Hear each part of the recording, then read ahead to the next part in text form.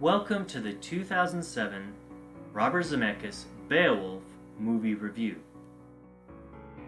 When a Beowulf movie is mentioned, there are only two that readily come to mind of any consequence. The first is a 1999 science fiction apocalyptic movie starring Christopher Lambert as the main character.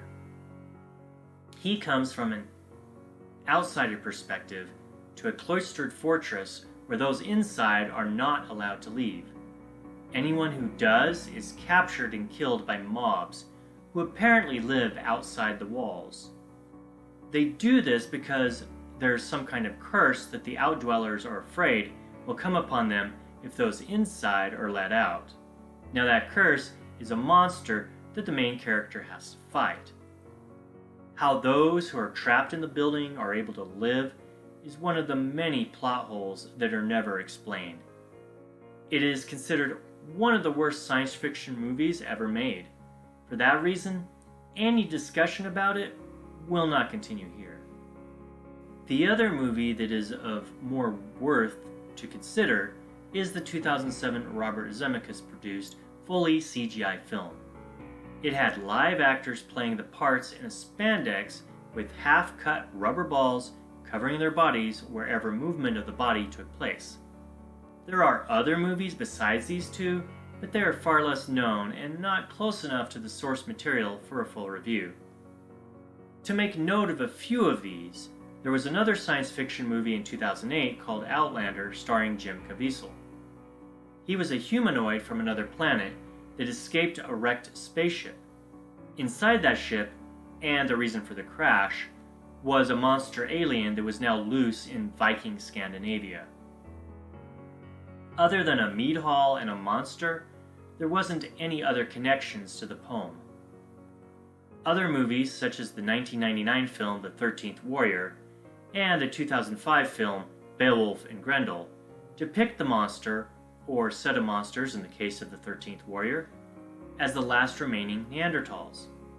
Beowulf and Grendel calls it a troll, and it certainly is a bigger than usual man rather than short and stocky. But essentially it has a Neanderthal look and behavior. In the case of the 13th Warrior, none of the characters are even called Beowulf. And yes, it's based off a Michael Crichton novel. So at best, it's more inspired by than based off the poem. Almost every single movie focuses on the Grendel monster, sometimes having the mother involved, and skips the dragon completely. There is a 2007 movie called Beowulf, Prince of the Geats that tries to be faithful to the poem and covers more or less the plot and story. It is, however, a very low-budget live-action film that is probably more camp than serious. It was mostly filmed to gather money for charity. In 2016, the BBC produced a short-lived series called Beowulf, with the hero as the main character. However, despite the production values and the usual good quality of that station's classic productions, it has little to do with the actual poem. The character and story changes are significant enough to not dwell on comparing it to the poem or reviewing the series. As a standalone story with very loose connections, it's not that bad as an adventure drama. It just isn't Beowulf in the least, other than containing familiar names and based during the same age in history. As was mentioned, the 2007 Robert Zemeckis produced movie was full CGI using actors to create the motions. This motion capture technique with a computer graphics overlay may have been rather new, but the concept is actually rather old. In fact, the first full movie to use actors as the basic template for animation was the 1936 Snow White. Although used sparingly for the cartoon, a woman did act out the part and was painted over in some of the scenes. This process of filming live actors and then tracing them onto animation cells is called rotoscoping. One of the most famous movies to use rotoscoping techniques is the 1978 film production of Lord of the Rings. This should not be confused with the 2001 epic fantasy trilogy made by Peter Jackson, based on the same J.R.R. Tolkien books. The same year as the start of Peter Jackson's Lord of the Rings trilogy was Final Fantasy: The Spirit Within. It was the first full-length, completely motion capture CGI theater release. Robert Zemeckis followed this up with his own 2004 popular Polar Express that has become a Christmas holiday classic. With its success, Zemeckis believed full computer graphic features would be the mainstream of film. His other movies, including Beowulf, were not successful, and he gave up on that dream. Probably the reason his other films, including Beowulf, failed at the box office is what is known as the Uncanny Valley effect. That was the #1, despite its popularity, criticism of Polar Express. What that means is that although the animation may look almost completely real, there's so many little details that only true reality has that it feels uncomfortable for the natural eye to look at the virtual. The mind cannot fully process what it is supposed to accept. Most often, this is because the eyes don't have that spark of life, whatever that might mean, that real living things possess. Over the years, technology has gotten much better at synthesizing this anomaly, but nothing compares to something that is alive. That is really one of the main technical criticisms of the Beowulf movie. As for all other respects, the CGI animation is outstanding. There is a datedness to it that at times seems to be more a computer game simulation than theatrical film, but that is a minor complaint that doesn't take away from the whole of the production. There are, after all, some film quality video games that are highly praised. There's even a video game that came out of Beowulf, although the graphics are much lower, and it was forgotten and not really praised. Unlike the poem, the Zemeckis Beowulf movie that the rest of this will focus on gets right into the story. They skip the introduction about the earlier good Danish king and go right into King Hrothgar and his mead hall Hroth. The building is completed and there is a short but great introduction to the hall when King Hrothgar says he will call it Hroth and will forever be a place of drinking and good times. It sets up what will happen for the rest of the story in complete contradiction to his purpose for the hall. When Grendel the monster actually enters, it is a less than satisfying creation. The look of the monster is ghastly and not like the poem's brief description. The one in the film is more body horror and rotting flesh. The poem doesn't much say what the monster looks like, but it does have sharp claws, sharp teeth, moves carefully about, and has raging fire eyes. However, the movie one is far more pathetic and too weak for the destruction it causes in the mead hall. It's always crying and moaning like a petulant child rather than a fierce monster. The attacks happen in the middle of the festivities, although the poem indicates it is almost always right before dawn when everyone is drunk and asleep. That is a small detail that doesn't affect the story, but the little things like that predict huge differences that do come later. Another detail that doesn't fully cause any problems for the story but still is enough to indicate huge changes that are coming is how the sea guard reacts to the Geats landing. In the poem, he does show some serious concern by these strangers who just wash up on the shore with no warning. He confronts them, but is practically mesmerized by Beowulf's presence. He immediately grants them permission to visit Hroth and speak with the king. In the movie, this same sea guard is very confrontational and seems to almost impale Beowulf and threaten the rest. Somehow, he decides they can come onto the land anyway. The film does follow the poem with Hrothgar telling how he had one time met Ecgtheow, the father of Beowulf, and liked him as a person. There is a believable, immediate trust there between the king and the hero when they first meet. In the mead hall, the king's counselor, Unferth, played by John Malkovich, challenges Beowulf on the story of a swimming race with Becca. Like the poem, Beowulf defends himself with the tale of his fight for survival against the sea monster, making him late to the finish line, where Becca has crossed to the other side already. Unferth in the movie is an uneven character. They set him up as a very critical person of Beowulf, but out of nowhere he offers up a half-baked apology and gives a special sword to Beowulf to defeat the mother monster. Now, this does follow the poem, but somehow it is more believable in the poem than it is in the movie. Now, perhaps it's Malkovich's deadpan performance that comes off like he is reading lines rather than acting. The character of Unferth returns again when the dragon attacks and is just as uncomfortable to watch when he's in the scene with the dragon as when he was with the mead hall.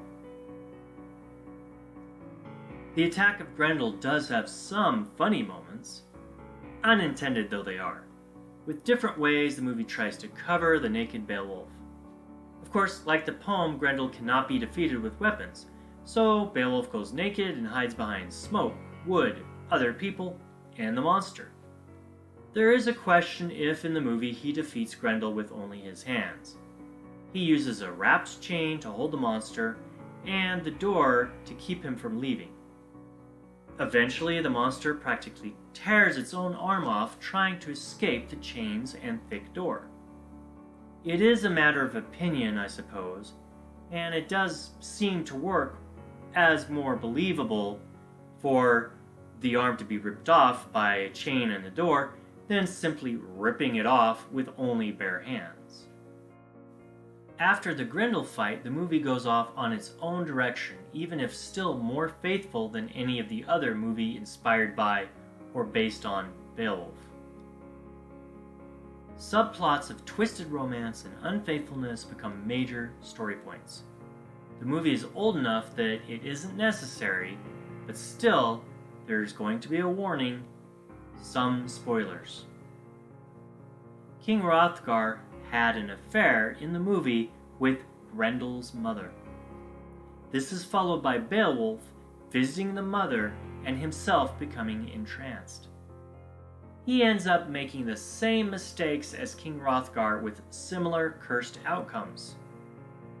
The dragon from the poem that has nothing to do with Grendel, the Danes, or the mother monster becomes completely related in the movie to these things. Again, spoiler alert, the dragon ends up the avatar form of Beowulf's son from the relationship he had with Grendel's mother. As is well known in the poem, Beowulf kills Grendel's mother with a sword that has been implied was sacredly blessed as a holy weapon. The Grendel mother is completely wicked in the poem. In the movie, she's just a lust-producing harpy with ambiguous personality traits. And the thing is, the poor Danish queen has had Grendel's mother get between her and her husband twice. In the movie, there's no history why Grendel's mother is so hated and feared. It could even be argued that she is the predecessor to actress Angelina Jolie's other ambiguous evil character, Maleficent. So these two characters in the movies could even be sisters. Does Beowulf belong to Disney? Why not? For the record, in the poem, Grendel and the mother are directly related to Cain, who killed Abel and was forever cursed to wander lonely on the earth without the ability for mortals to kill them. The monsters aren't the only characters to be changed drastically. Wiglaf in the film is a side retainer who sticks by Beowulf's side throughout the whole movie with every encounter. In the poem, he shows up as a young, untried warrior during the last battle with the dragon. The movie doesn't even give him the rightful place, like the poem, of helping to defeat the dragon. Beowulf does it all on his own to the very end. rather than getting any help changing the whole moral and political reasoning behind the dragon encounter. Beowulf even becomes king of both the Danes and the Geats in the movie, because Hrothgar has no sons and suddenly kills himself for plot progression. Now, never mind that in the poem Hrothgar has 2 sons, and the queen begs the king not to overlook them when praising Beowulf as like a son. She also begs Beowulf to treat the sons right when he does become king of the Geats. This movie is not the only one that twists and changes the kingship. Most of them treat Beowulf almost like a Dane, with his Geat background and afterthought, as if to just make it easier for the audience to understand. In fact, this movie only acknowledges the Geatlands with a short battle involving the Frisians. And among the Frisians is a small character named Finn, who challenges Beowulf, who ends up letting him go in order for that character to tell a story and spread it around. In the poem, Finn happens to be the king of the Frisians, who fights the Geats in the song sung in the mead hall in praise of Beowulf the warrior. These were political statements. The song sung by the queen in the movie is about unrequited or lost love. I suppose that was fitting for the movie's plot, even if having no relation to the poem itself.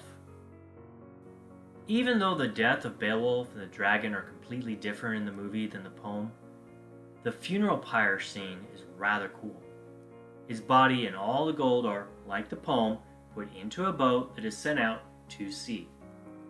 In the movie, the boat first goes under a natural rock arc, with people above dropping molten liquid into the vessel. It catches on fire and slowly goes out into the ocean. It is an amazing image that does the poem's description justice.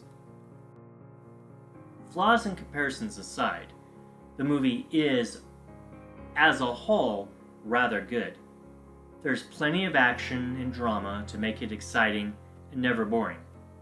Plot holes do get in the way, but only if the movie is taken as a serious retelling of the poem and not the blockbuster it was meant to be. Sometimes the Uncanny Valley and the video game feel disrupt the flow, but overall, it is an amazingly beautiful film. I would even go so far as to say it is underrated. Understandably, yet again, because of the flaws in writing and execution, it's not one of the more beloved movies. However, as a standalone that comes closer than any other to the source material, it is well worth watching and can be enjoyed. Future movies, if they are made at all about Beowulf, should use this as both a warning and a template. Thanks for watching, and if you enjoyed this, don't forget to click that subscribe button for more great content.